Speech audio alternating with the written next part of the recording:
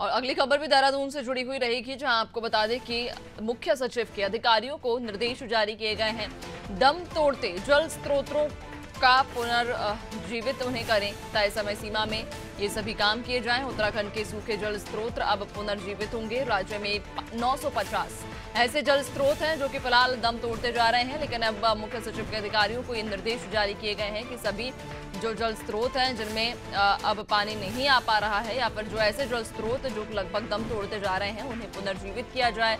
और एक सीमा भी रखी गई है और ये कहा गया है कि उस तय सीमा में ही ये सभी काम पूरे किए जाएंगे। उत्तराखंड के सूखे जल स्रोत अब पुनर्जीवित होंगे, जिसको लेकर ये आदेश जारी कर दिए गए हैं। एक समय तय कर दिया गया है और उसी तय समय सीमा में ये सभी कामों को पूरा करने के निर्देश भी दिए गए हैं। आपको बता दें कि राज्य में फिलहाल 950 ऐसे जल स्रोत हैं जो कि पूरी तरह से दम तोड़ते जा रहे हैं और इसके लिए अब संबंधित अधिकारियों को निर्देश भी दिए गए हैं। मुख्य सचिव के अधिकारियों को ये निर्देश दिया गया है कि जितने भी जल स्रोत हैं जो कि दम तोड़ते जा रहे हैं, उन्हें पुनर्जीवित किया जाए। इसके लिए एक तय सीमा भी तय की गई है कि इसी सीमा में, यानी कि इस समय सीमा के भीतर ही ये सभी काम किए जाए।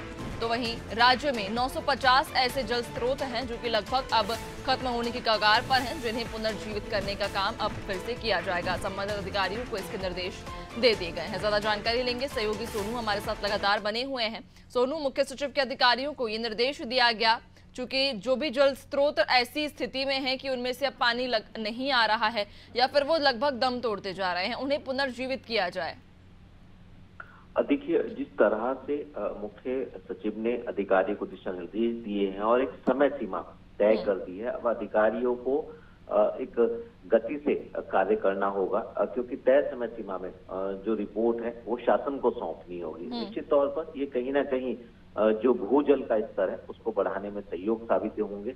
और जिस तरह से लगातार जो भूजल का स्तर घट रहा है उसको कैसे पुनर्जीवित किया जा सकता है, और कहीं ना कहीं जब भूमि में नमी होती है तो उन क्षेत्रों में बनाने की घटनाओं में भी कमी देखी जाती है। तो ये एक नहीं बल्कि कई फायदे होंगे और इसको लेकर के शासन सरकार पूरी तरह से गंभीर है। और यही वजह है कि जितने भी जल स्रोत सूख रहे हैं उनका कैसे पुनर्जीवीकरण किया जा सकता है, कैसे उनको पुनर्जीवित किया जा सकता है, और आने वाले समय में जब बरसात का समय होगा तो उस दौरान किस तरह से जो वर्षा का जल है उसका संरक्षण किया जा सकता है। इस व्यवस्था को कैसे अधिकारी जो है वो जनपदवार क्षेत्रवार जो है वो इसको अंजाम तक पहुंचा सकते हैं। तो इसके लिए एक समय सीमा तय की गई है और प्रत्येक जनपद में एक निश्चित समय सीमा में अधिकारियों को इस पर काम करना होगा और इसकी रिपोर्ट शासन को सौंपनी होगी और उसके बाद शासन स्तर पर कहीं ना कहीं इस कवायद को आगे बढ़ाया जाएगा। तो उम्मीद यही की जा रही है